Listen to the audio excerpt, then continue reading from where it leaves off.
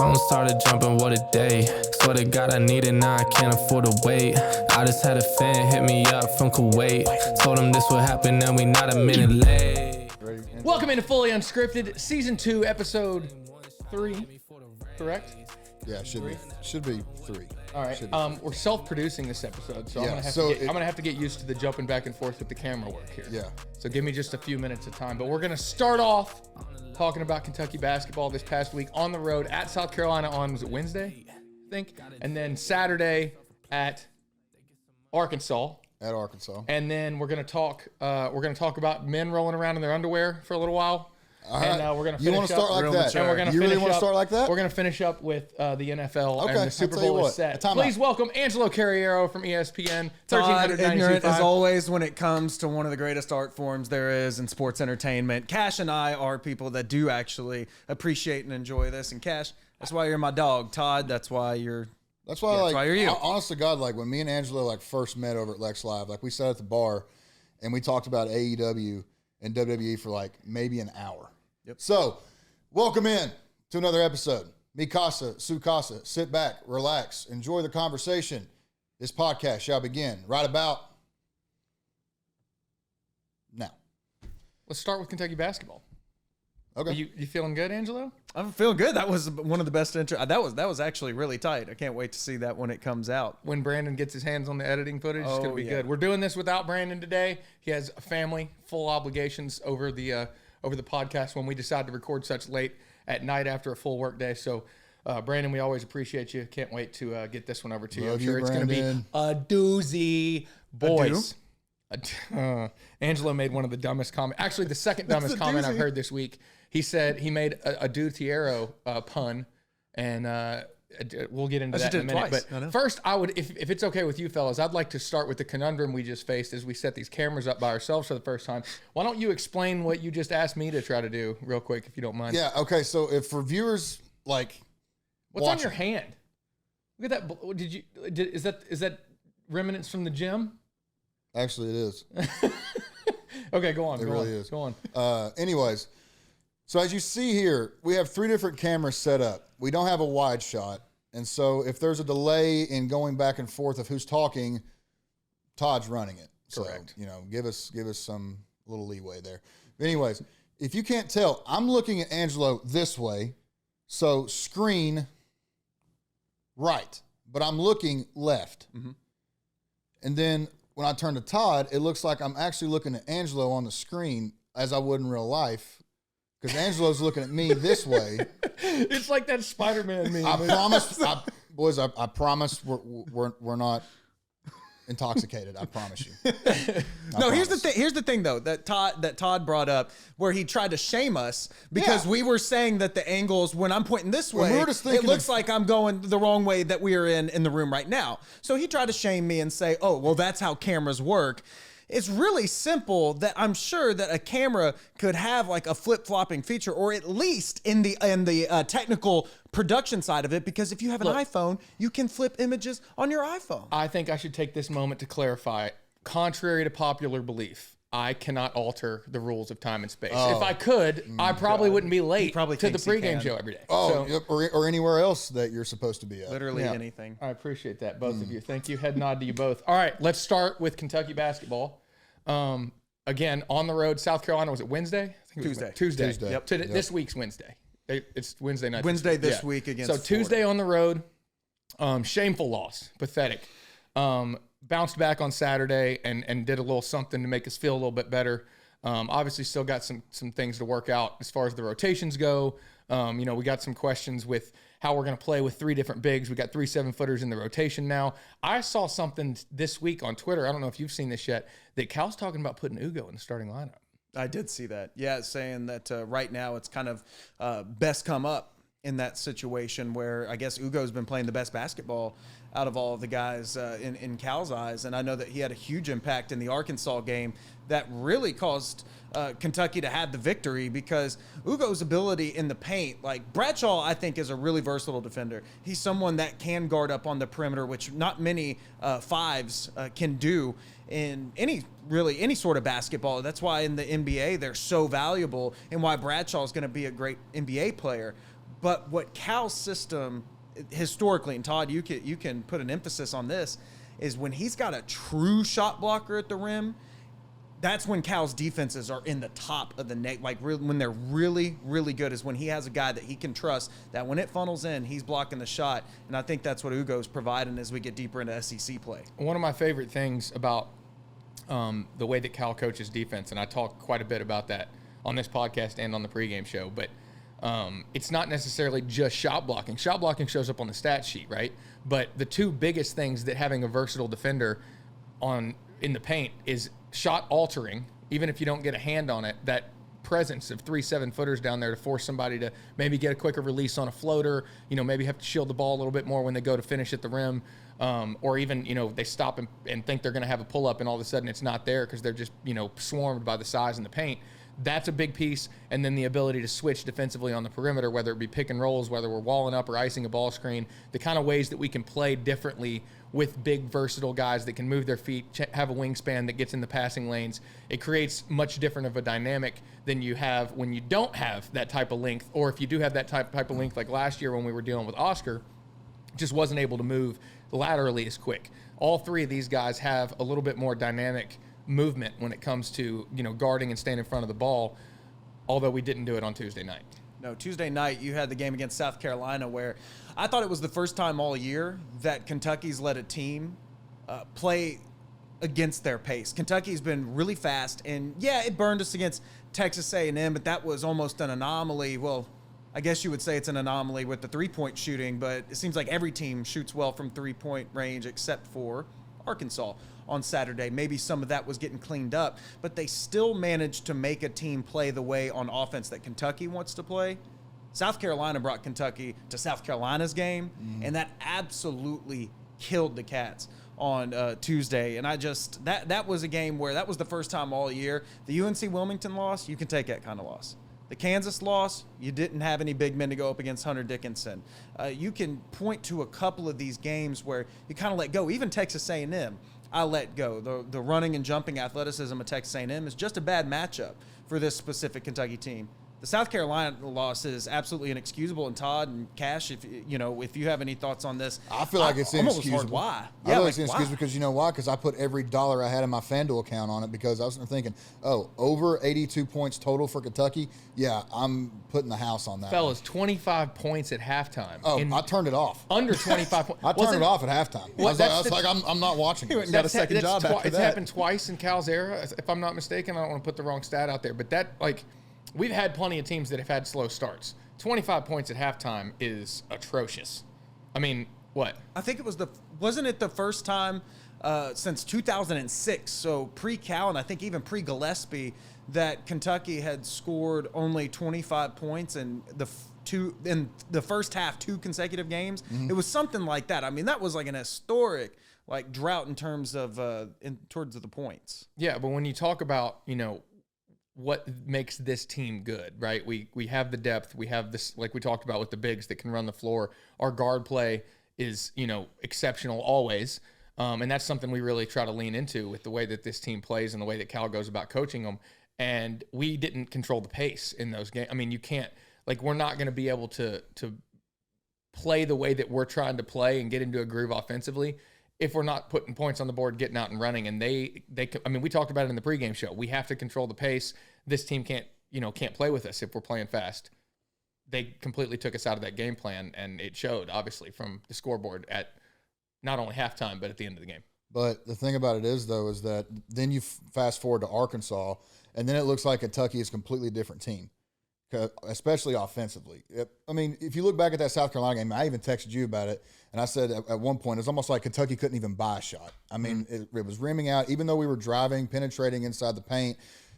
Short shots weren't falling, three-pointers weren't falling. And then you fast forward over to Arkansas, and it seemed like that, as Angelo, you were saying, that South Carolina basically made Kentucky play to their pace. It seemed like Kentucky had that spark again against Arkansas. And, me not knowing the ins and outs of basketball, just from an inside a fan watching from the outside in, it seemed that Kentucky was challenged after that South Carolina loss.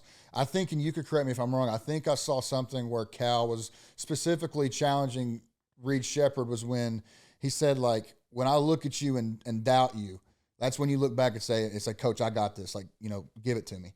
And I think you saw in that Arkansas game, especially out of Reed, when he stepped up and had the game that he did, I think he kind of took that personally. So I think you look at this team and know that they're coachable and they're a team that can take criticism and use it for good. They're not these kind of guys that are going to take criticism from Cal and kind of shy away and it's like, oh, Coach know what the hell he's talking about. They're like, okay, I'm getting coached by a first ballot Hall of Fame basketball coach. I'm surrounded by NBA talent from the front of the bench all the way to the end. I have guys around me that I know that I can move the ball and get in position for us to score and be able to move the ball efficiently, then get back on defense and get a stop. So I think ultimately if Kentucky can continue to not only challenge themselves internally, but, keep this confidence of if we go out and play our game and make people play to our pace, we can play and beat anybody in the country. Well, to your point about Reed Sheppard, too, I think Cal even mentioned that Reed did say something to him at halftime of the Arkansas game, and you saw it in the split stats. He had 0 points in the first half, and he had all 14 of his total in the second half. And I thought that Reed was tremendous because the one thing that we haven't brought up, we did bring up that Aduthiero had come back in the game for Arkansas, but that Rob Dillingham was out. And that was something that really got that was a late close. Scratch, wasn't it? That was a late scratch, and that's why you saw the line really start to move in Vegas. And by the way, how about a bad beat? The line finally moved to 5.5 before game, but I believe it was 6.5 for most of the week. And what happened? Because I had a bet where Kentucky was going to win by 11 plus or more, and it was right around that 10-11 range. And then right in like the last 30 seconds, it was like boom, boom. The game ended at 6. So people that grabbed the line at 6.5 all league lost, and then all the people that got it short at 5.5 won. It was the craziest. Like Vegas knows something there. Pretty wild that we learned. Like we were talking with Brad Taylor on the pregame show about why we thought the line might have been moving so much, and then come to find out we learned that Rob is out, and that's a huge difference maker. But I think one of the difference-making pieces of that is that we learned that not only is Reed Sheppard someone that is a really good distributor that can set up the guys that can hit three-point shots like when we need them to, I think it's further proven that when we get into March, if Rob's not hot and if Antonio's not hot, then you can go to Reed, and he's someone that can establish like a mass of points in a half. 14 is nothing to sneeze at, so I really think that with Rob being out, that will only help this team grow for March Madness because you got another option where you can just give the ball and let him score. And then ultimately it helps when you have Big Z in there. And I know that Cal was talking about how he's just, he's not ready yet. We've seen what he can do in his first game. Everybody thought, this is going to be the greatest college basketball player of all time. Then we fast forward over to South Carolina, and then we go into Arkansas, and I think he only got in for 1 minute? He didn't play very much at all. 1 minute maybe, Todd. And so I think once, he gets acclimated and he gets, conditioned, because like you were saying last week, and it's true, there is a huge difference between being in practice shape and being in game shape. There's a night and day difference in it. So I think ultimately once Kentucky, completely comes together as a team and they have all the pieces, I think this is going to be a dangerous team to watch out for come tournament time, especially if they go and come out of the SEC tournament completely healthy.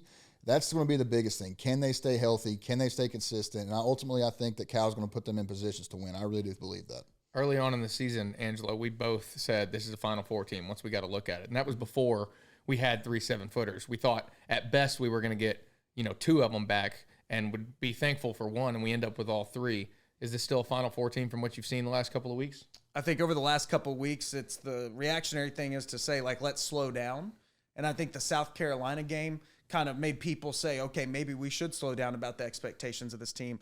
If anything, it was the Texas A&M game that made me slow down about it, because anytime Kentucky gets a matchup in the bracket, because I don't think you'll be able to avoid teams that are uber athletic, that can get above the rim, that can grab rebounds, that can fly all across the paint, that's the team that's going to give Kentucky the most problems. Hopefully they learn from the South Carolina game. But with all that being said, I'm not selling my stock of this team at all, not just being a Final Four team, but I think legitimately the favorite, or at least maybe that's a little bit of blue glasses, but I think to me, they would be my pick to win the tournament because of the diversity of the guard play, because of the ability to still put up 90 points a game. Remember, we're in SEC time, and that's when these coaches all know each other. They all know how to coach against each other, and they're all different flavors of types of teams built.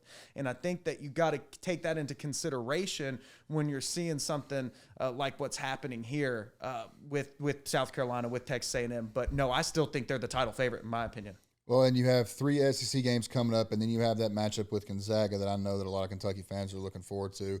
So you have Tennessee on Saturday, but before that you have Florida. You have Tennessee on Saturday, and by the time that the next episode comes out next week, we would have already have played Vanderbilt as well. So we would be previewing the Vandy game if we record on next Monday, but we'd also be previewing the Gonzaga game. So with these 2 games coming up at least, starting with Florida on Wednesday, what are your all's predictions? And then let's go to Tennessee on Saturday, which is, I know, a big slate day for college basketball. Yeah, so the Tuesday night game, late game, 8 o'clock Tuesday night game at Rupp Arena.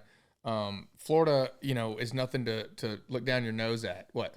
Late game Tuesday. It's 8 o'clock Tuesday night. I'm pretty sure it's 6 o'clock on Wednesday. 8 o'clock on Wednesday. I'm sorry, I meant Wednesday night. 8 o'clock. 8 o'clock Wednesday night. No, 8 o'clock on Wednesday. Yeah, 8 o'clock Wednesday night. And then... damn, 8:30 on Saturday. 8:30 Saturday night, Tennessee. And both of those games, you want to talk about the SEC. Tennessee is tough. They got a couple guys that can absolutely go. They got that one that's been there for like 9 years, haven't they?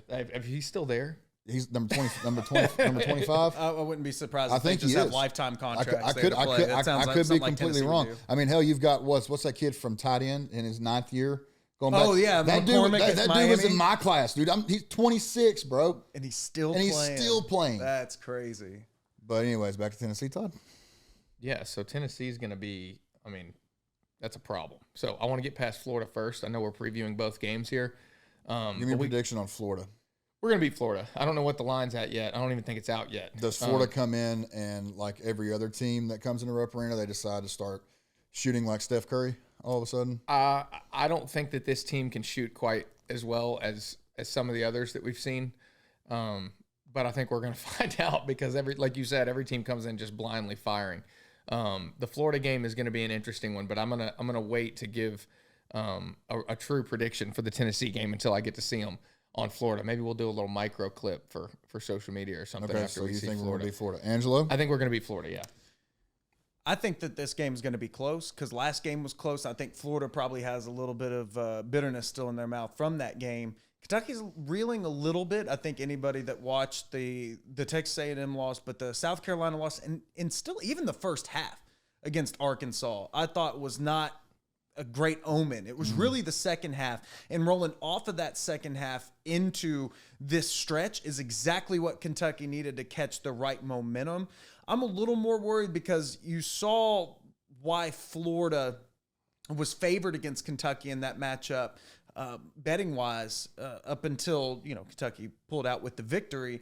I thought that was because of how well Kentucky was clicking at that time. And now you're trying to incorporate these pieces back. And Cal's really got to figure out now that he has everyone involved. What are the best lineups I can put out on the floor to win these basketball games? And doing that on such a fly can be a little bit of an adjustment. I don't want there to be a detriment to Big Z. I don't want there to be a detriment to Adu. And then I don't want there to be a detriment either way for Justin Edwards, whether it's playing him and doesn't produce or not playing him and he loses confidence. But I just want him to put the best lineups out there possible to win this stretch. And then when you play Vandy, we can tinker a little more. I want to see those same lineups that he put out against Florida that was able to get the success and beat him again. I'll leave us with, you got something else? I was just going to say that, piggybacking off of what Angelo said, yeah, I would imagine that Florida's still pretty salty about the loss last time, and it's Florida fans don't get over loss to Kentucky pretty well. No. I know that one firsthand. So I think we should end that segment on that one. All right. Well, I'm going to leave it with this. Florida's coming off of a win over a Georgia team that they took to overtime to beat by 4 at home. So, I think they put up 102 points that game, which is quite a lot. We were averaging 90 points before we came out and laid an egg against South Carolina. So it's going to be interesting. Obviously, I don't anticipate that trend to continue. I think this is a scoring team. I assume Rob's going to be back. He's obviously capable of putting the ball in the basket. Antonio Reeves is playing his butt off. He's up there. I saw a stat the other day that like 5 of the last 6 Wooden Award winners or something, or no, they were first team All-Americans, and 2 of them won the Wooden Award. Were averaging at or right around the same stat lines that Antonio is right now, which was news to me because it's easy for us to look at the way that some of this team has played together and kind of glance over, the vet Antonio, because we just kind of count on him to get what he's going to get. But he's really doing some things for us. So his leadership needs to continue. Trey's leadership needs to continue with that veteran experience. And then obviously if we can get Rob back and get these 7-footers in the full swing of things, I think the interesting part for me is going to be how we decide to run these lineups. I mean, that's going to be a big question mark, and Cal's paid quite a bit of money to figure that out. And to the Tennessee game, I think Kentucky's going to beat them straight up. I love it. Yeah, money line, whatever you want. I know that Tennessee's very physical. I know they have that one kid that's starting to ball out of his mind just like Antonio is. But this is a team in Tennessee. They traditionally, under Rick Barnes, have played a really, cheap, nasty, dirty, but what I'll give them credit for is physical, defensive style of games. I think that Kentucky's a little too smooth shooting from the outside, especially a game where I think Reed can come up big. I'm going to take Kentucky against Tennessee up in Rupp. I love it. I'll take the same. You want to take a pick? Yeah. I'm going to take them to win. I just want to see the adjustments that we make against Florida. Yep. I think that's going to be a big determining factor because I think this Tennessee matchup is going to be put a very good pulse on where we stand against some of the better teams in the country. Is that it? Yeah, just go to my camera. All right, Brandon, who's our sponsor for this first ad? Bluegrass Brothers. Bluegrass Brothers. Okay, so I'm going to come in I'm going to look like a U, then I'll say I'll give my prediction, Brandon, and then I didn't know who our sponsor was, so cut it from here, end it with me talking, then we'll come back because I'll take us out. Go ahead and take us out. All right. No, I'll give my prediction, I'll take us out. Okay.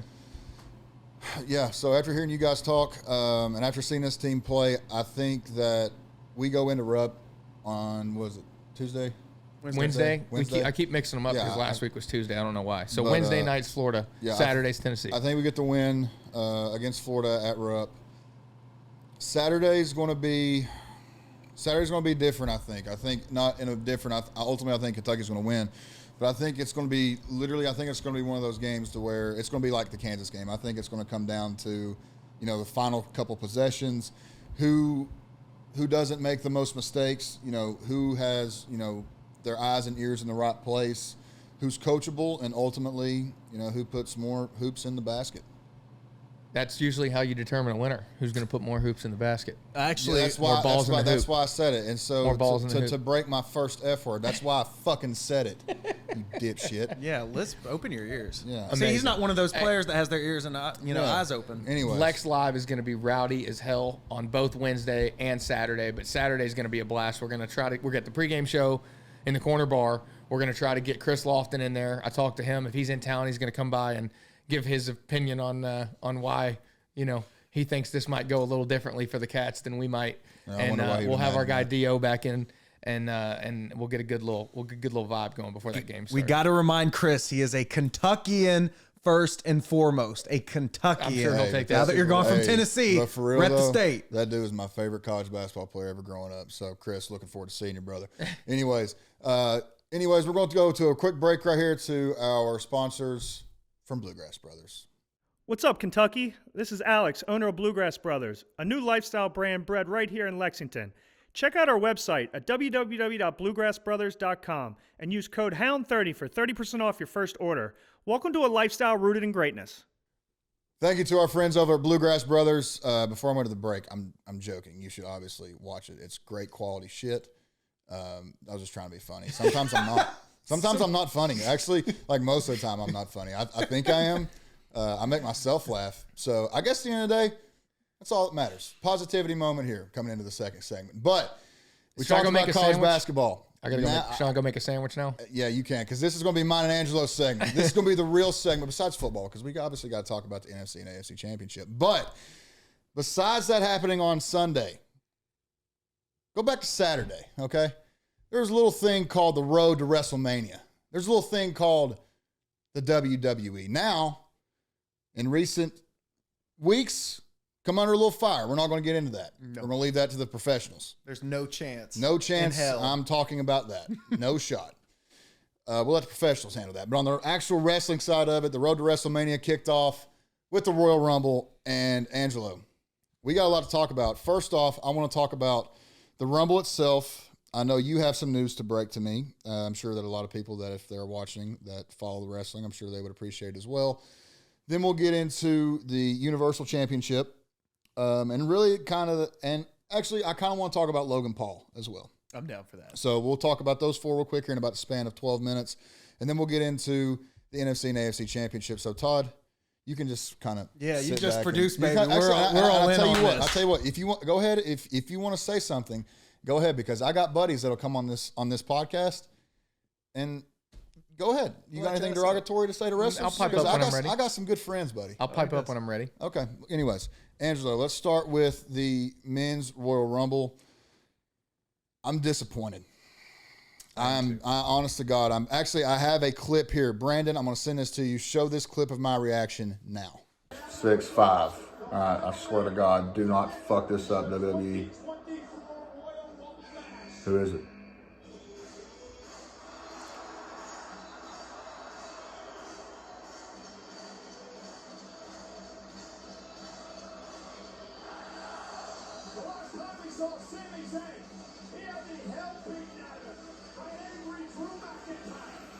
Oh my God. Yeah, so you see, I was very disappointed that Sami Zayn was number 30. I know. Did you see any of the lines out before of like who was going to win? So I specifically avoid the lines because the Royal Rumble like WrestleMania is the best pay-per-view of the year, but Royal Rumble is second. the most fun. Because you never know who's going to pay-per-view show of up. the year. You never know who's going to show up. So I saw that obviously CM Punk was the favorite. I didn't see that. I saw CM Punk at plus 120. Okay. Then it was Cody Rhodes. Mm-hmm. Then it was The Rock. So hear me out. So go back to Seth Rollins' injury. He's got, was it torn meniscus, torn ACL, something like that? Yep. So he's obviously out, and they're going to try to rehab him all the way up until WrestleMania. I could see where they could take CM Punk and winning it and having that feud, but since Rollins is hurt and those two in real life cannot fucking stand each other, I don't think they would have done that. I did not think that they would do Cody Rhodes again just because of how much of a push he's gotten since he got back into WWE. Now, everybody thought that when he came back, won the Royal Rumble last year, was going to go on to dethrone the Tribal Chief Roman Reigns, and it just didn't happen. But it ultimately created a better story outside of Cody, you know. But then I'm sitting there thinking, well, if they have The Rock on there, and The Rock's already confirmed that him and Roman Reigns was talked about and was ready to go last WrestleMania. It was confirmed either on McAfee or College Game Day when they had him on. There's been reports of them trying to get this done because ultimately that would be the greatest ending to a storyline that has ever been written. And I think the Bloodline storyline has been probably one of the best, I would say since, if we're talking tag team storylines, I would say the days of Evolution. Wow. To be quite honest with you. And I say that over when DX came back because it was cool when DX, Shawn Michaels, and Triple H came back and did it like from 06 to 08. Yeah. Like that was cool, but that wasn't like true DX, you know?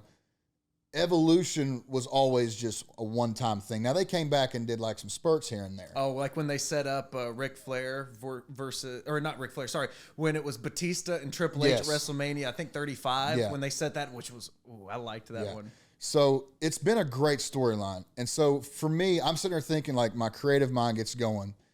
And I'm not going to sit here and say that WWE is easy to predict, but if you follow the dots, you have a pretty good idea. You could play process of elimination, have a pretty good idea of what's going to happen. It's almost like when we were like on defense, like we would see a formation that they would give us, and I'm like, okay, balls on their own side of the field, right hash, running backs in the backfield. It creates a 3-man bunch over there.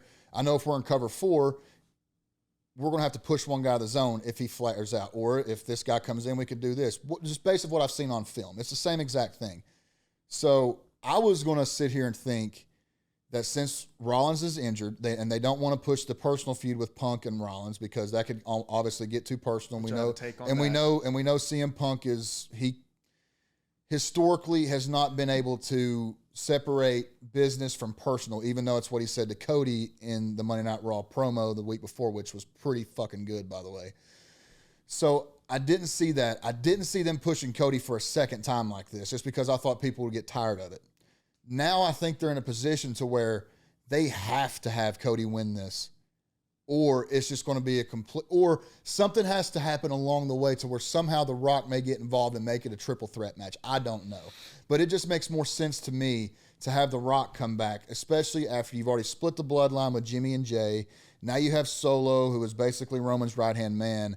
And I think that The Rock coming back, because he's been on WWE like really recently. Yeah. He was on when they were in Denver, and then he was on like what, 2 weeks ago? So so he's been on twice in 4 month span. If he's doing that, I'm sitting there thinking, okay, they're building him up for something. So he even dropped that head of the table line. That was the only odds that I heard, because I was talking with a friend. We were kind of previewing the Rumble between each other, and I said I thought The Rock was going to win. I think that made the most sense. He just became a stakeholder, part of the board of TKO. Yeah. Like, he became a part of that board. Especially with everything going on outside. You would think that. How else would you boost your public image in a really positive way other than bringing The Rock in, being part of that board, and then him coming onto television and representing the product in the best way possible after everything that's happened with Vince McMahon and his lawsuit that's ongoing now? I thought that was my pick. Yeah. My pick was The Rock because it made the most sense in terms of if they're going to do this. Because he did have that moment with Jinder Mahal on Raw probably about 3 weeks ago, where he even said at the end of this promo that he was saying something about I was sitting at the head of the table. Then the reports came was that's going to happen at Perth, at the Elimination Chamber, which is the pay-per-view before WrestleMania, to have that match. Now, I'm guessing that's good brand extension for The Rock to go to Australia and get that type of publicity. But really, we thought it was going to be at WrestleMania, which my take on that would have been that The Rock would have lost to Roman Reigns if they fought at WrestleMania. Because I think the whole thing, or at least in the Vince McMahon era, was to build Roman to be the greatest of all time. The GOAT. Yeah, greatness on a different level. Say that, it makes a lot of sense. On God mode. Yeah. So what we saw with him not coming there is that there's a way that The Rock can be there. You could have Roman face The Rock on night 1, face Cody night 2, or however you want to do that. But that's getting into the weeds of what could have happened. But what did happen, I was pretty, not shocked by, but I was a little surprised by. I'll first take your point on, okay, who are the champions? You've got Roman Reigns, who we thought that would face The Rock, or at least that's what I thought. And then you had Seth Rollins. The CM Punk thing drives me nuts. Yep. Because you just said, they wouldn't do the personal feud on television, even though A, they set it up, and B, the whole thing with CM Punk coming back was that he's ready to do business. And the whole story on why he was such a good guy on the way out of AEW is that he said that he was willing to bury the hatchet with the Young Bucks and work with them on television to bring the backstage drama to the screen.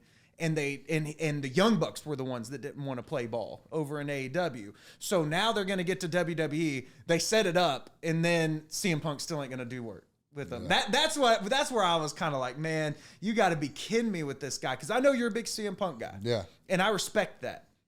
I have been a little, because when I started watching again, it was right after CM Punk left. It was like Daniel Bryan, WrestleMania 30 stuff. So all I had right seen, when the Authority was getting big. That's exactly right. Okay. When that whole thing really started to come up. So I've been dubious of CM Punk, but I want to see him in a big spot because he still is CM Punk. Yeah. Now you fast forward to the Royal Rumble, and it's down to Cody, who would obviously face Roman, or CM Punk, who would obviously face Seth Rollins, which the Final Four, too. You knew, it was Gunther and Drew McIntyre, which, by the way, out of all these guys, Drew's my favorite. I think Drew, jacked, dude. He is jacked. The absolute nuts when it comes to this, like, if they were able to put a strap to somebody. Dark horse, who I thought was actually going to show up too, MJF. Man, I'll say this. If MJF leaves AEW for WWE, it will be the death of AEW. That's the only thing they have. He is the only thing that they have. Jericho's time's running out. I mean, Hangman's not there. No, I mean, Swerve's not there. Some of these guys, he's the singular. I think even over Roman Reigns, in my opinion, is Like the guy you got to watch on TV's MJF. It's him. Him and CM Punk right now, two best on the microphone. Hands down, two best on the microphone. You got a thought here, Todd? No, I was just giving you an update on the time. How were we at? We're pushing it. minutes. We haven't even really broken down what happened at the Rumble. This is why. Hey, This is why stuff. wrestling is so great, because it's a story. We all know that they already know who's going to win. Yeah, but you know, We most get of the that, time. Most of the time. Now, sometimes they do call it out there. Yeah. Because they're talking the entire time. It is a violent, the best way I can describe it to people is that it is a violent, athletic play. Very violent. Yeah. Very athletic. But it's... And you know what, Cash, to support you on this one, though, I don't get... Can we say the F word on here? Yeah, Is that fuck too big? yeah, we I can don't say give a the F fuck word. who doesn't like wrestling. I don't care either. Because if they Because want you're to missing out. Yeah, if you You're want to get up missing out. here and act like, act pretentious and better than thou or whatever. Look at all the celebrities. And look at all the people that consider dope human beings, like Snoop Dogg, Shaq, Jelly Roll. George Kittle was in WrestleMania last year. Yeah. Pat McAfee. Gronkowski. McAfee made a Logan Paul. Which Which we got to talk about that Let's one, go too. right there. By Logan the Paul- way, Cody Rhodes winning. He's the first back-to-back winner since Stone Cold Steve Austin, which In is the a 90s. really legendary type of thing to put yourself next to. If he doesn't finish the story this year, they're dropping it. I think that they're finally going to take it off Roman with Cody. And here's my thing. Logan Paul belongs in the WWE. Logan Paul might be a top 10 wrestler in WWE right now. And the thing about it is, he's only been doing this for a year. Yeah. 2 years. I mean, I will give credit where credit is due.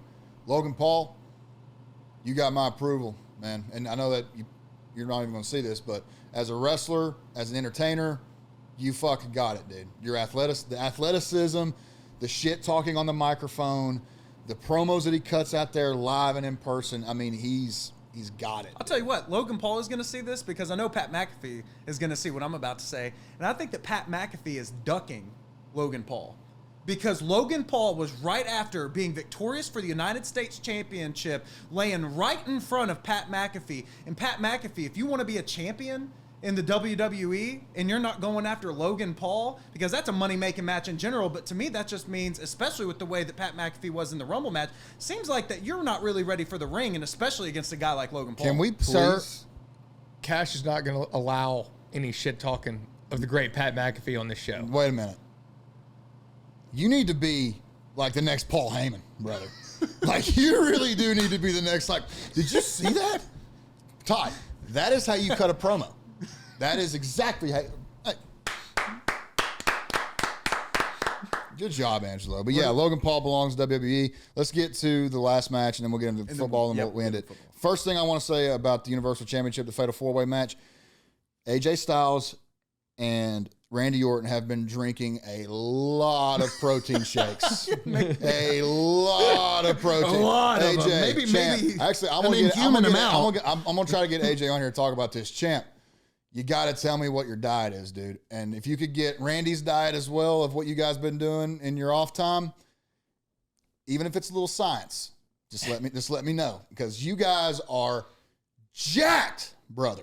Oh my AJ God. Styles, since he came back, looked like $1 million Dude, bucks, brother. with the Like all AJ black Styles, too. Dude, he looked. Did you see the veins on his biceps, bro? Bro, Dude. that's the type of bicep. That's on that Todd Lantern bicep thing. You know, he's never given me his bicep workout. Todd's never has given me his bicep workout. Well, no, those are puny compared to AJ's. We're not going to blow his Cash head will up also even more not than allow already any is. Todd hype on this show. Oh, I No don't Pat blame McAfee him. slander. And No Pat I will McAfee give you hype. credit. I've always given you credit when credit's due. But when it comes to the weight room, brother, I just cannot do that. Are you just pissed that I don't have to try as hard as you? Is that No, what it you is? don't. Actually, I have to try way less harder than you. He's on the same stuff that Randy and AJ are. By the way, I'm on that science, brother. with that, I tell you what, I'm retired. You know, I don't play sports. I'm retired. I can be on all. I can be on. we're about to get you in the square circle. I can be on all the We're science. about I to get you want, in the brother. square circle. What can we do to get you on? Wrestling? Get you a little wrestling. That's action? what- that's the what thing. I've been Okay, saying. okay, let's- we talked about you let's doing talk some about boxing. this. We talked Let's- about you doing some boxing, but you probably can't take any more hits to the head. Well, I can't take his head because, dude, I could literally hit my head now and not feel a fucking thing. I don't know That's if that's a bad scary. thing, Cash. I was about to say, I don't know if that's scary or not. But all right, let's talk about the wrestling thing here real quick, and then we'll. obviously, okay, let's end with this. It was a great fatal 4-way. Obviously, we knew that Roman Reigns was going to end up winning that because he always does. I think they could set up something. Now, I could see them setting something up to where maybe they incorporate Randy and AJ maybe with Seth Rollins. I don't know. We'll see how that works out because you said CM Punk has blown out his tricep and he's out, what? CM Punk's likely to be out 4 to 6 months. We'll see if he makes a John Cena at the Royal Rumble-esque return. Hey, he needs to get on that Randy Orton. He needs to get on that AJ Styles dive is what he needs to get on. Hey, Mr. Brooks, call Randy Orton, AJ Styles, and get on their plan because By the way, you'll be back like that. I saw a crazy. I thought it was a rumor, but it might have been fan fiction. But it was like there was rumors that Cena, Orton, Styles, NWO Part 2.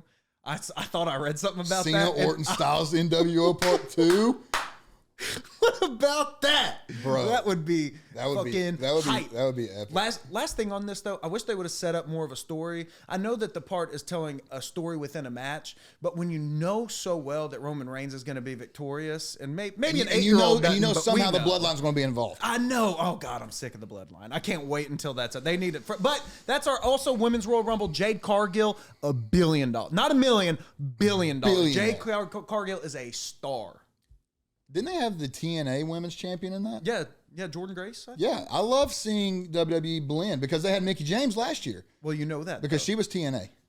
I think TNA just came under TKO, which is the same company as WWE. So I think we're going to start seeing a lot more synergy. Some UFC blending as well? Oh, I think we will. I love it. All right, Todd, you have. Oh, by the way, well, I'll tell my WWE story real quick. Okay, just for go. people. Oh yeah. So we've talked 3 separate times, and this is all on me. The first time they reached out was right after college, and I was still dealing with concussion stuff. I was still dealing with back stuff. And at the time, I couldn't get down to the tryout. Second time around, physically couldn't be there because I had a prior obligation for a wedding of one of my best friends that I could not miss for the world. I couldn't miss it.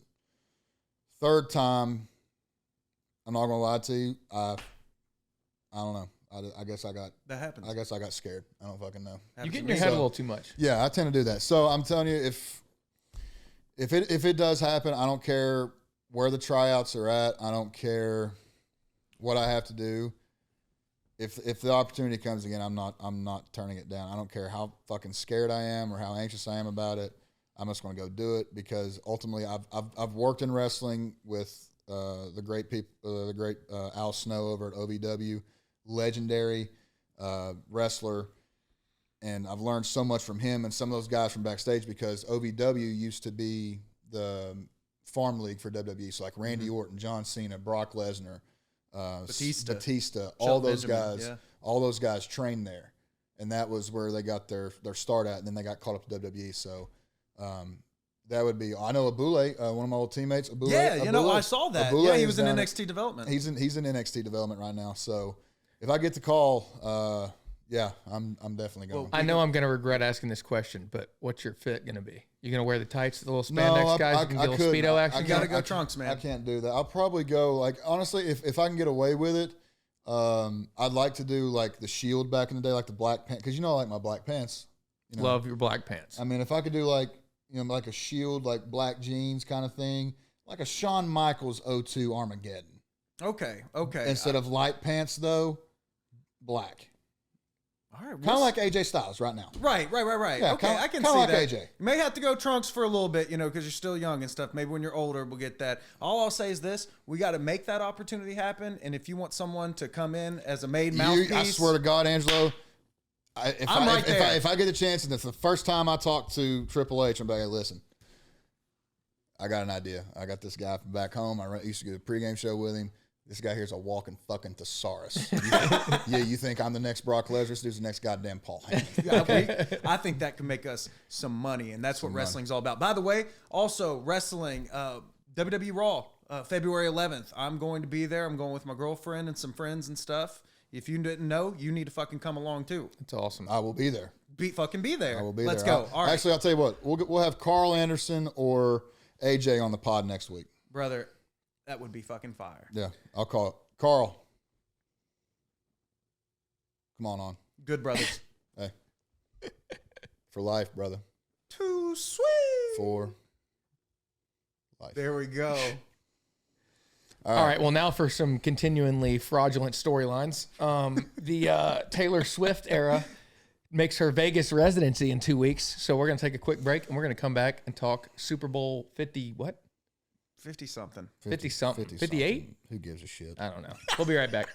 Hello, beautiful people. Welcome back to the last and final segment, episode 3, right here at the Players Lounge. We still don't have our We need to get one. neon light. If anybody knows anybody that does neon signs, holler at The your one boy. that's above your head that you can't really see in the camera here. My buddy did that. He did a great job on it. We can get one that says Players Lounge. But anyways, we'll get that fixed up.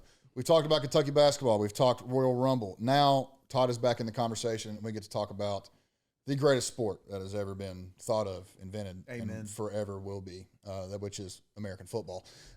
This past weekend, we had the NFC and AFC Championship where the Baltimore Ravens shit the bed. The Detroit Lions shit the bed. The Detroit Lions really shit the bed.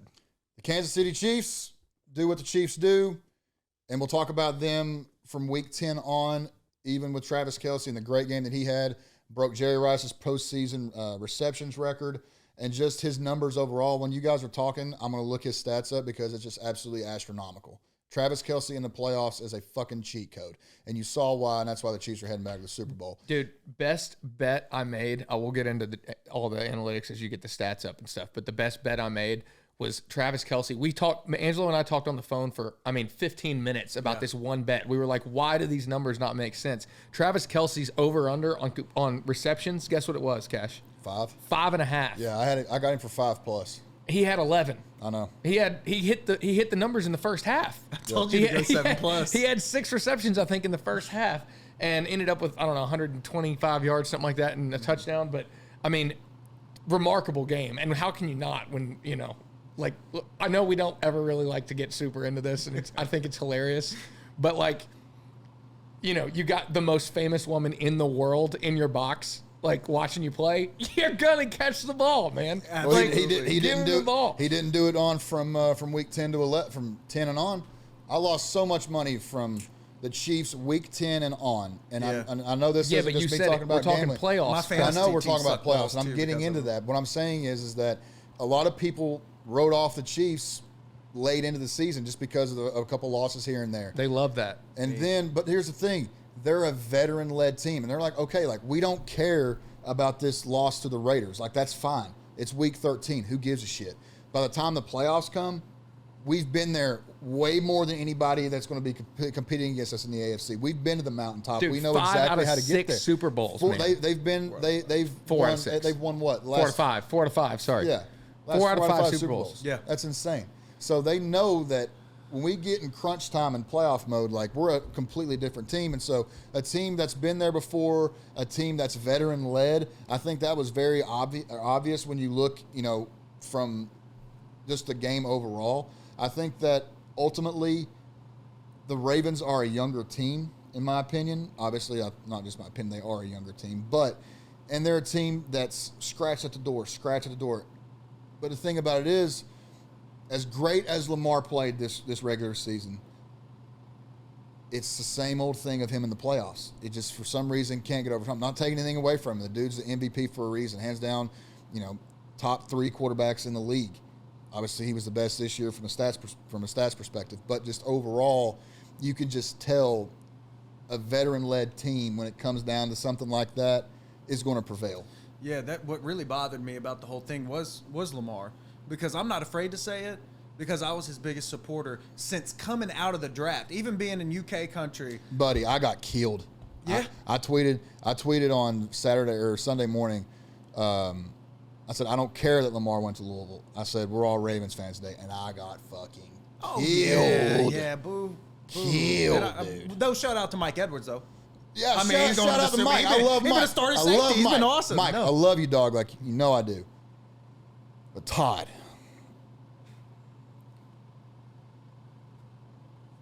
I just don't know how I'm going to deal with the next. Well, I sound like a complete.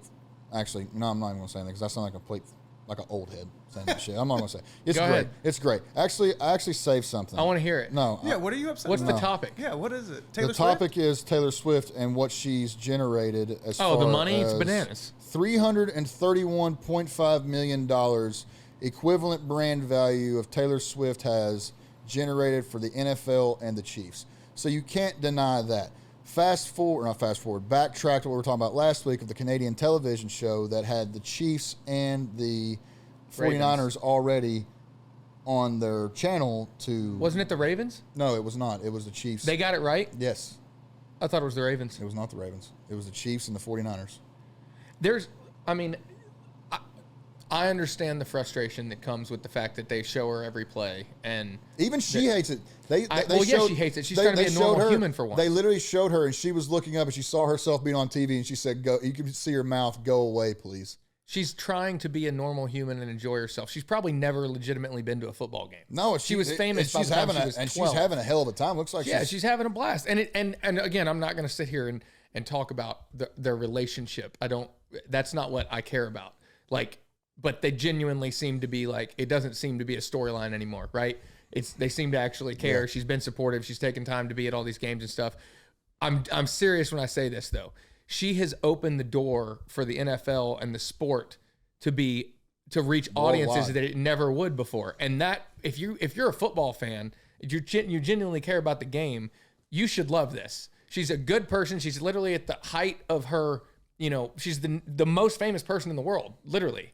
And she's at games supporting a team that is now in the Super Bowl for their four out of the last 5 Super Bowls again, playing, dating the best tight end ever potentially. And that's a storyline that's going to rope in people that weren't fans of football before. I think people are weird that are so upset about the Taylor Swift thing. I think it's cool just because I never get to see Taylor. I know who Taylor Swift is, I think it's interesting, if anything, to see that person in a way that connects to, us in that manner. A lot of people don't like that. But I guess my general question is it's a football game. It's not about some girl. It's taking away from the sport. It's I don't remember people complaining so much when Jessica Simpson was cheering on Tony Romo back in the mid 2000s. That was supposed to be the Texas heartthrob. Type thing. And this is a national relationship that's so cool. Now I can see how that sounds you're talking about relationships in football. We're talking about Taylor Swift more than the football thing. I just think it's cool to have in a pop culture way, the same way that Joe DiMaggio dated Marilyn Monroe back in the day, sports relationship. What about that girl that broke? Everybody dated Marilyn Monroe though. Hey, well, fair enough. But shout out JFK. Hey, JFK. Shout out, rest in peace, JFK. You know what I'm saying? Yeah, so we had to move to a wide shot there because the camera just died. Going off of what Angelo just said, yes, at the end of the day, it does grow the game. At the end of the day, who really gives a shit? Just watch the game. I get it. And Jason Kelsey's going to be up there, and he's going to have a hell of a time. We also dive into that's going to be fun. We also dive into the storylines of everything so much. You got Juice's wife that's been making all the clothes. Right, for Taylor and other wives and girlfriends of NFL guys. So cool, by the way. We dive into that. I love it. Klay Thompson wore one. Yeah, but I'm saying that we talk about that, and she's creating a massive business from this. No bigger supporter than her husband. Those kind of storylines are cool. Nobody even really talks about the fact that Christian McCaffrey's wife is Olivia Culpo, who's also a massive name in the female industry. It's a big. This is a good very pro women Super Bowl. Is going to be for real. There's going to be some star-studded people there as wives and girlfriends of the players. Not that there's not normally, but I'm saying there's. Keep on reminding me, Todd, of why I should. No, I'm saying that have done things in their own right. So often. Could be dating a TikTok star. Yeah, you could have Billie Eilish or something. I'm saying so. Yeah, you missed out on that. I'm not calling Dua Lipa. You could have. He could not have. Dua Lipa. Oh my God. Dua Lipa? No. Yeah, sorry, if he was a star linebacker for the Chiefs, yeah, Dua Lipa. Point being, Batty. Their significant others are famous in their own right. They're not piggybacking the success of their husbands or boyfriends or whatever. And I don't think there's anything wrong with highlighting that because you do it if it was reversed, right? It's no problem at all. When Taylor Swift is when Travis Kelce's front row singing Taylor Swift songs at a concert, I want to see that footage too. And if the girls are online That's being what like, I'm can't saying. believe that Travis Kelce's taken away from Taylor's concert. Like, what? They wouldn't do They that would because never they're do not that. insane people. They would never do that. They'd be like, Anyways. awesome for the brand, man. By the Love way, it. I'm a Swiftie 2 Sundays from now. I'm 100% Swiftie. It's going to be. Fuck the 49ers. Well, It's going to be good. It's Go gonna be back good. to Swift and her team, the Chiefs. team. The Ravens had chances to win that game. You can talk about the Zay Flowers fumble there at the goal line for a touchback. You could talk about the taunting penalty. And here's the thing. I am all for taunting. Yeah, but that's Me. Just let me talk. Go ahead. God damn Go it. ahead. Fuck. Go ahead. Yeah, watch your mouth, Todd. I'm all for people that know that know me. I'm all for shit talking. I'm all for taunting. I think that's just the emotional nature of the beast of the game. I think the game should be played with a ferocity. I think the game should be played with a sense of I'm better than you and I'm about to show you. And if I do, I'm going to tell you about it because that's just how I see fit. Some guys aren't like that. Call me an asshole. Call me whatever. I don't care. That's how I played the game. And that's why I love seeing about the game of football is the ferocity, the shit talking, the pushing and shoving before the game, like with Patrick Mahomes and Kelsey and Tucker. the kicker shit. You know, Tucker, it's yeah. petty as shit, but that's what football is. You know, it's an emotional game. Guys are going to shit talk. Guys are going to, you're going to push and shove, and I love that. Where was I going with this? It was totally a taunting penalty, and he was an it idiot. was a taunting penalty, yes. But if you watch that and you know the rule, the dude got away with the push-off. That was because he was on top of him. He got away with that one. There's no reason for you to stand up and first off, throw the ball at the guy, and then stand over top and literally double arm, double bicep flex on the dude. Well, that was the thing, man. It was the combination of the two. And when Yeah. people are like, "Oh, that's ridiculous," he pushed off of him He to got get away up. with that one. And that was unnecessary in the first place. I'm not saying he was wrong for it. I'm just saying that was a little overkill. Yeah. But then to spin the ball on his him. body and then like flex go, over him. it's like, yeah, that's the 1, 2, definition 3, of- you're of out. the penalty. Now, me personally, would I have called that if I was the referee? No, just because that's just me. Now, outside looking in, was that a penalty? Yes. Did it ultimately was a part of that cost them the game? Yes, it was. Going back to what they could have done, though, obviously, I think that Lamar could have played a lot better. I think that they could have gotten Mark Andrews involved a lot more, even though that with him coming back from an injury like that on such short time, they got him involved enough, I think, to win that game. But when you have one of the best tight ends, that's one of your biggest weapons returning. When you got guys like they're concentrating on guys like Zay Flowers, and even with a guy that's not in his prime anymore in Odell Beckham, can still make some plays to set guys up to go score. So, and then you have, I'm blanking.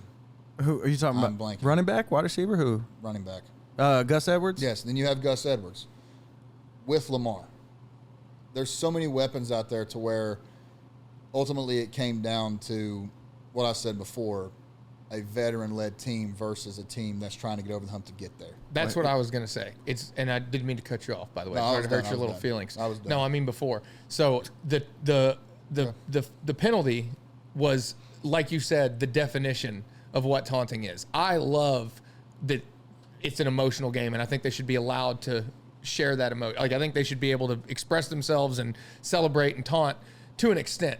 But like you just said, veteran-led, that rookies make those mistakes. Vets don't make those mistakes. You're not going to see Zay's a one of rookie. these guys that's been. Yeah. In, I know. Oh, what I'm yeah, and that's what you're saying, You're not yeah. going to see like somebody else have that loose of a cannon on their head when they get a big play like that. They know the job's not done. They got to get down the rest of the field and score.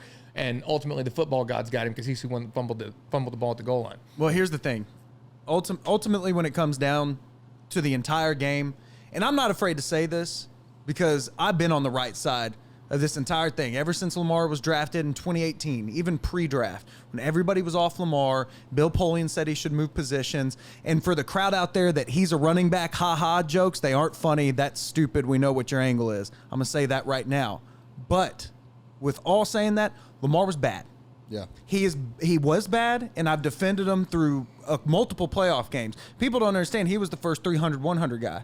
300 yards passing, 100 yards rushing, even over Colin Kaepernick, because I think he was more in the 280s. Lamar did that against Tennessee when that blowout loss, okay, that they had against that. Still a historical marker. He was down a lot against the Chargers in his first ever playoff game. He threw like 2 touchdowns to get him back within a score with only a couple of minutes left. He has done things in the playoffs that made me think, like, there's something here. Even the game against the Titans a couple of years ago when they defeated Tennessee, I think in Tennessee, I was all with Lamar, and I love Lamar, but I loved him the same way I love Joel Embiid.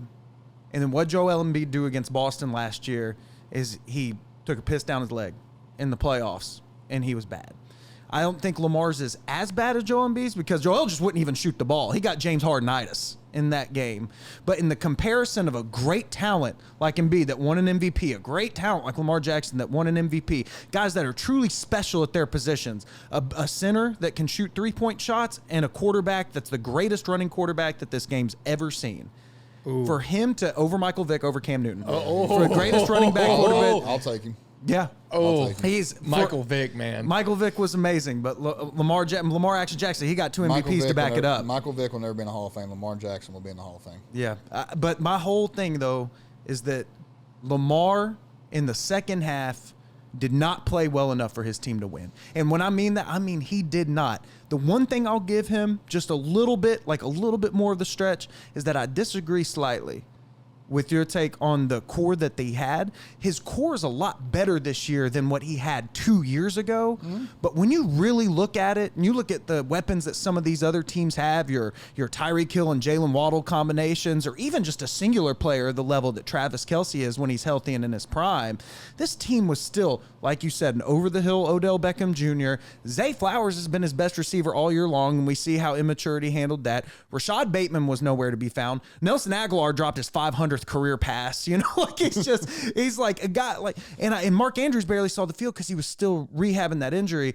You look at some of those wide angle shots, like the top shots, Kash, and you could see that even when Lamar, they were covering him like a blanket out there in the receiving core. I would love to see Lamar have a real receiving core one time before we can put the coffin in he's not a playoff quarterback. I was watching Dan Orlovsky break down the film on this game, who, by the way, must spend like 20 hours of his day watching film, because that dude can reference any play, what was on the clock at the time, just every scenario, and it's pretty nuts to watch him work. But he was breaking down the film on what the linebackers were doing. Kash, I'm curious if you have any further insight to this, because I don't, my knowledge of football pretty much ends when it comes to that. But the linebackers would take a step or two up after the ball was snapped to kind of like show some pressure, and then turn and put their back to Lamar and go down and cover.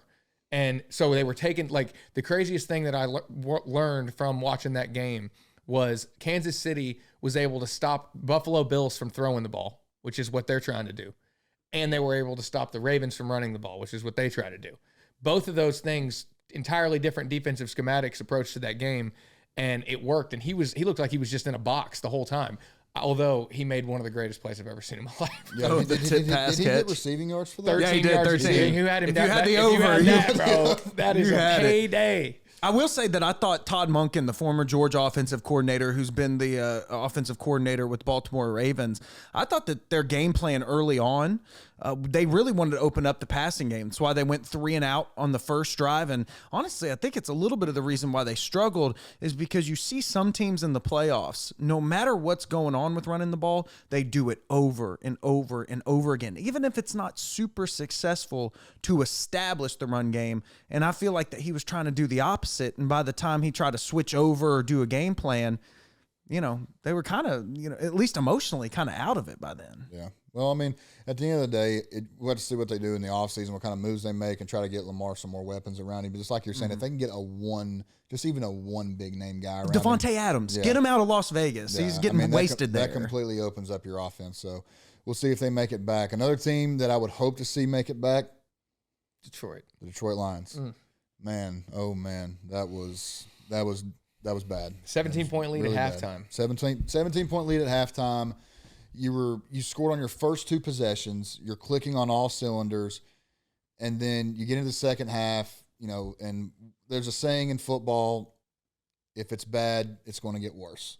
So you start off with the fumble, and then you have the turnovers that ultimately kill them. Then you have them scoring at ease, and ultimately, a lot of people are giving Dan Campbell shit right now, and I get it from a outside in look. I get it from a standard fan's perspective. Like, I get that.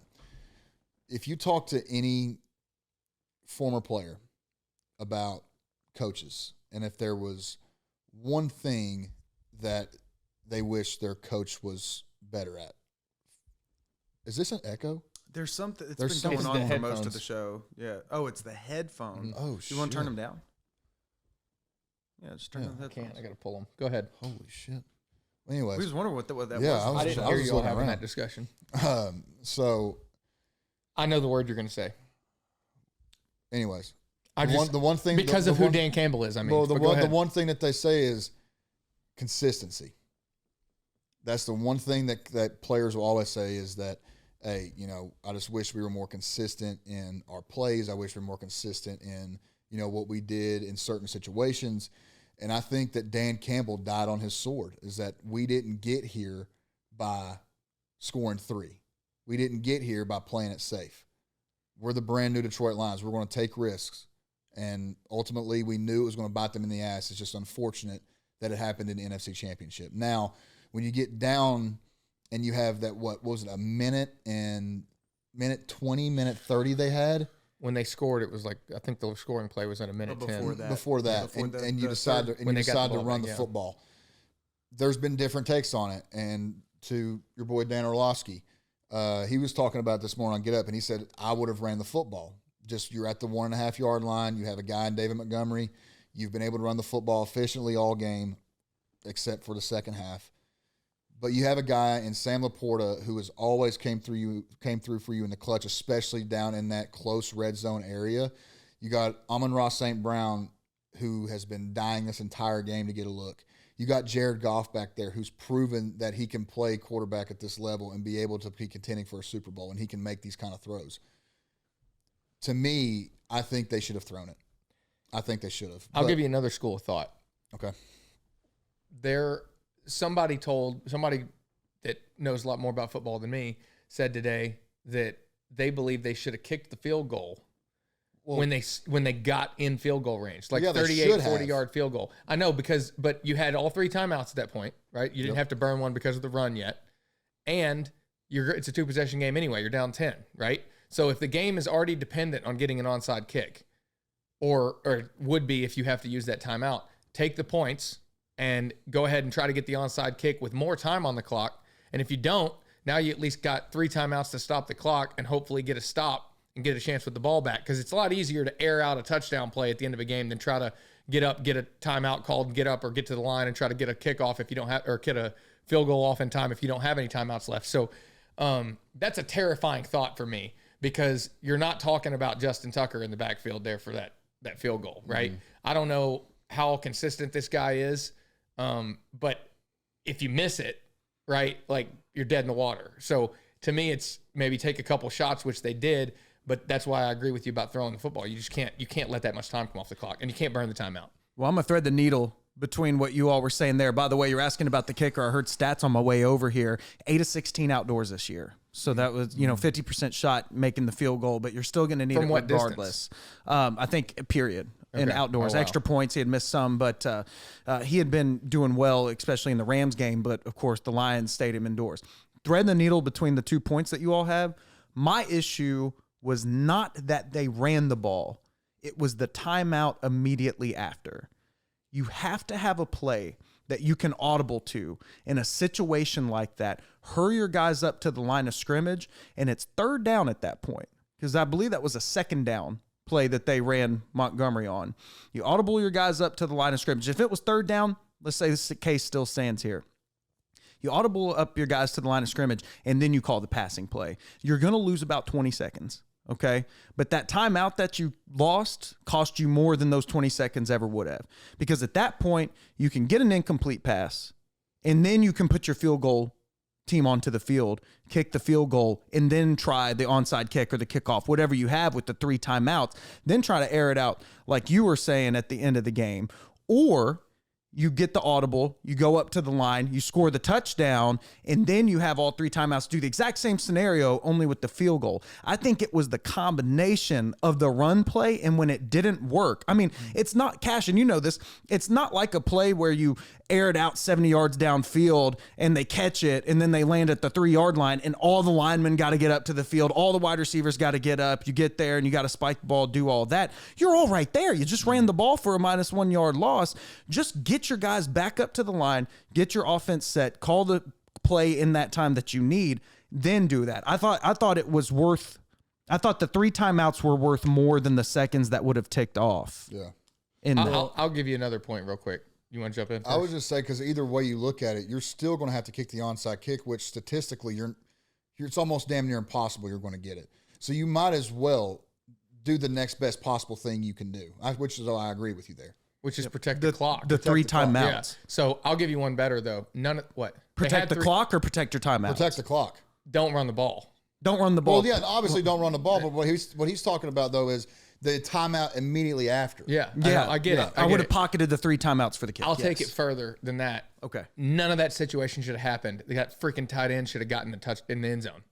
That was what his first catch of the year. Dude, I mean, not the widest thing you've ever seen. I know what he was trying to do. Obviously, he's thinking like clock, get out if you can't get in. Lower your head, bro. You're and 6'6", get in there. 260. Grab on that football like it is your child. Like when the ball is in your hands, the program is in your hands. The city of Detroit is in your hands. You're 6'6", 250, 260. Run somebody over. Get your big fucking ass in the end zone, dude.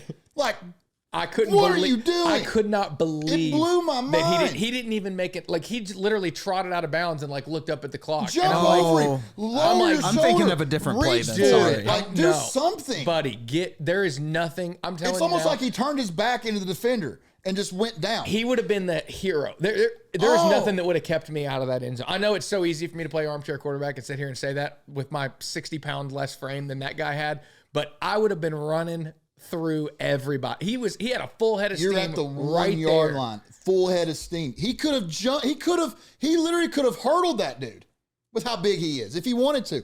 Jump over him. Do you not Go remember the over play? the top. No, the one I'm thinking of is where that tight end that caught his first pass of the year, he caught it, went to turn upfield, and when he turned upfield to go for the end zone, his foot like stepped out of bounds. Dude, he ran out of bounds. Okay, that was a different play. I'm thinking of a different play then of that game. He ran out of bounds. He was 10 yards in bounds and took a 45-degree angle to the corner of the end zone and just kind of like went out. He kind of just went. He just and I was lowered, like, he just kind of like rolled his back into the defender to the point that there were receivers. I don't remember which one specifically in the end zone, standing there with their hands up, touchdown, and they were all like, "Whoa, what was that? That's crazy. What are we doing?" But getting away from how the Lions lost this game, one point I do want to make: anybody that wants to talk more shit about Brock Purdy can stop now. Yeah, bananas. That dude is not a game manager. That dude is a game changer. I love that the Lions are trolling everybody with that in the post-game interviews and the tweets and everything. You mean the Niners? No. I'm sorry, the Niners. Yeah, I'm sorry. The everybody Niners. was tweeting he's just a game manager or whatever. Even had Alex Smith on ESPN, who is the president. The poster boy. Literally the president of game managing, and said this guy's not a game manager. This is a game changer. So, I mean, the passes that he made, the run that he made there at the end, threading the needle to the fullback there on the sideline, and that's a fullback catching a ball like that with his tiptoes. Yeah. That's why the dude's in the Pro Bowl every single year. That's why his wife's making great fucking jackets, because he makes plays like that in order to afford the money to be able to make those jackets like that. So Love just that dude. Overall around, I think that they had him in the first half. Not going to lie, they had him in the first half. But I think ultimately it goes back to what I was talking about with the Chiefs. The Niners have been there. They've just picked up where Garoppolo and them left off. Adding additions like McCaffrey opens your offense up tremendously to where they're obviously going back to the Super Bowl for a reason. But having a guy like Brock Purdy come in, and you're sitting there talking about, this system's so easy for a quarterback. He can just sit back there and, just play nonchalantly.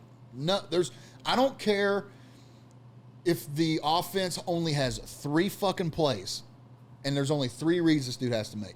There is no such thing as an easy offense or a game managing offense. There's no such. Not to mention 50 yards on the ground too. I mean, unless you're physically handing the ball off every single time.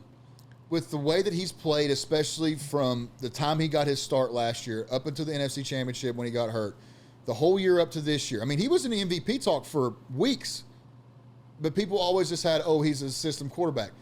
If this was anybody, if this was Patrick Mahomes, we would not be hearing this. But why are we? Because it's I can tell you why. No, on top of all that, to take it on a serious note for just a second, because Jimmy Garoppolo fucking sucks. Yeah. Jimmy Garoppolo sucks. Kyle Shanahan, to carry the corpse of whatever that person was to the heights that he did is, in Todd's words, bananas. He went over to Las Vegas and lost his job to Aiden O'Connell like halfway through. That guy's not going to see another NFL paycheck ever again. Dude. Like, so I think that maybe it was because Kyle Shanahan is the best head coach in football. He's hands down the and best one of the play greatest call. offensive He's minds ever. One of the greatest offensive minds of all time. I mean, and you look at the guys that are Jimmy spread Garoppolo. around the league that are like him, like the Mike McDaniels and like the Matt LaFleur's. But the Shanahan's top of the food chain. Oh, yeah. Everybody else is little fish. That's the big fucking shark of the ocean right there. And ultimately, you saw, even with a banged-up Deebo Samuel, how they could get him involved and how diverse their offense really is, especially coming out in the second half and performing the way that they did, stepping up and making the big plays when they needed it to. That's a sign of a mature football team that's been there, that know how not to freak out. We know who we are. We make these halftime adjustments. We listen. We're coachable. We go out. We execute. We're fine. That, to me, was beautiful, the way that they came back out and executed. But obviously, with me wanting Detroit to win, just because of the story it would be, ultimately it was very disappointing. But the best team won. And Dan Campbell, he was talking about it after the game, was that then the way that he worded it got, especially in today's media, I knew as soon as I saw the headline, I went and watched the full interview. It's another clip it that they did to try to make him look bad. He just went on there and said, hey, listen, man, I'm not going to do it. But anyways. Do it. He just basically went on there and said that, I told him, he said that this could be our only time. Yeah. He said, right after I said, do I believe that? He said, no, I don't believe that. But that's not how he was saying it. Like that, this league is so hard to succeed in. And they made it like he was like, oh, he's counting them out. That's what I fucking hate about the media. I cannot fucking stand that. But hey, be nice to the media. Well, some media. Anyway, we're media. Yeah, that's well, we're not mainstream. Yeah, we're not. We're clowns. All right, clowns. Anyways, bunch of clowns. But you could tell that. He stuck to his guns and he believed that he made the right call. Now, it's one of those situations to where if it worked, he's the biggest genius of all time. It's the same thing as a kicker. He's in that situation. If he makes it, he's the hero. If he misses it, he's fucking terrible. Cut him, all this shit. Now they're like, oh, Dan Campbell should have kicked the field. Well, should he have? From hindsight looking in, yeah. Should he have? Yeah. Well, I mean, but he just said the kicker's 50% on the year, and it's a 45-yard field goal. I know, but Dan Campbell stuck to his guns and said, hey, we did not get here by kicking 100%. Field goals when it's 4th and 3 or 4th and 3 or less. I want to make the call. That reminds me, because I agree with you on Dan Campbell, that reminds me of something that's very poetic. And as we close this out, talking about past Super Bowls, what I thought was so poetic was that Kyle Shanahan, when he was the offensive coordinator of the Atlanta Falcons, the story rolling up to that week was that the Atlanta Falcons thought to beat the New England Patriots in that game, that they would have to keep their foot on the gas pedal for the entire game or New England would come back and beat them. But was ultimately their folly was not trying to run out the clock because you gave the greatest of all time in Bill Belichick and Tom Brady. You gave them too much time in that instance. And now for all these years later, you flip the roles where Dan Campbell's the one that says, we're not going to beat these 49ers if we don't score all the way up to there. And what happened is that they let the floodgates open for San Francisco to score. And I think that's pretty insane going into this game in the Super Bowl. But I just want to tell y'all about. Go ahead. You're talking stats in previous Super Bowls. You know why I'm scared shitless about this Super Bowl? What? You know that what happened the last time the 49ers and the Kansas City Chiefs played in the Super Bowl. You know what happened about a month later? COVID? Yeah. Worldwide pandemic. You know who was running for president? I do. Diero? Donald Trump. Donald Trump. And Biden. And old Joseph. Okay. You got to say both points on this one. Wait, it's the same matchup. No, it was. Yeah, same matchup. Yeah, it's the same. It wasn't Biden. Yeah, it was because it was 2020. Oh yeah, I'm thinking it was. You were thinking Hillary. Yeah. So we need. You're right. Sorry. So we need the Niners to win this game. Damn, I can't believe I just had a complete brain fart. Need the Niners to win this game. We'll wrap this. Wait, we'll wrap this one up like I want this. to leave it with this. I want to leave it with this. I have some other shit to talk about real quick. I'm going okay. Chiefs. Well, I want to finish the game. I got something else about the game. Okay, we'll go ahead and finish it. Go. So, I love that you started with fuck the Niners, right? Yeah. I wanted Detroit to beat them. I love the storylines with all the Kansas City I'm stuff going and everything. Kansas City, yeah. But there's a lot of likable dudes on that Niners team, man. There's a lot. They got Juice, Christian McCaffrey, Brock Purdy, who I still cannot, we just talked about it, but I can't understand the hate. The guy was the last pick in the draft, and he's doing the kind of things he's doing now. People in America should be able to see themselves in that guy. Like, not that big. Bro, they would hate on, people will hate on you for literally anything. Oh, look at that motherfucker got a job. Yeah, just stupid. But I mean, George Kittle, like, who doesn't like that For dude, being a right? wrestling fan. George Yeah, Kittle's he's on. awesome. I love There's George just a Kittle. lot of great dudes in that locker room. I have to imagine it's a fun place to be. Oh, But- I bet their locker room environment is very, very awesome. I would imagine. Then you got guys like Fred Warner on the other side who played a hell of a game. Literally, was it 73% of Earth is covered by water? Yeah. I think Fred Warner covers the rest of the rest of 27%. awesome. That dude plays sideline to sideline.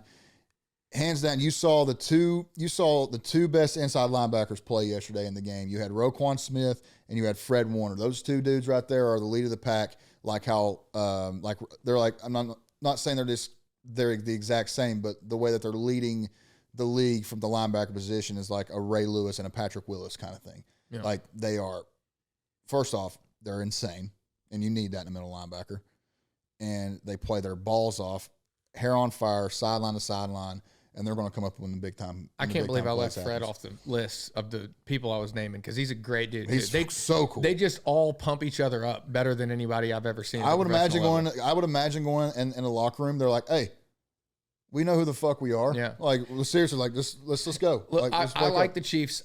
It's tough to bet against Patrick Mahomes. Like he's proven not to do that, right? Especially even this year where they count him out and they're coming back to try to do it again back to back.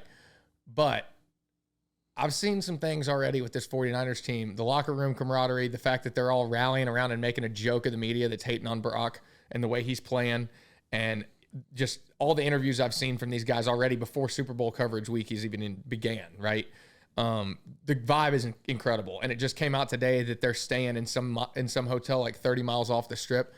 I'm sure Kansas City will too. But when they're talking to the guys about it, they're like, yeah, we don't want to be on the strip. We got a job to do. We'll party after we're done. Yeah. And that you're mindset in the with Super Bowl. Bro. I'm saying, but that mindset, like they're not like, oh yeah, we won, we won the conference and we're headed out and we're gonna Job's go. not finished. They're like, ain't no celebrating that. Like, yeah, they gave us a good run. Detroit's a tough team, but we got a job to finish, and that terrifies me too. So I can't wait to see the lines on this. But we're gonna get to talk about the Super Bowl a lot more because we got 2 weeks to prepare for it. We got another episode of Fully Unscripted that'll come out in preparation specifically for the Super Bowl, where we'll give our picks and things of that nature.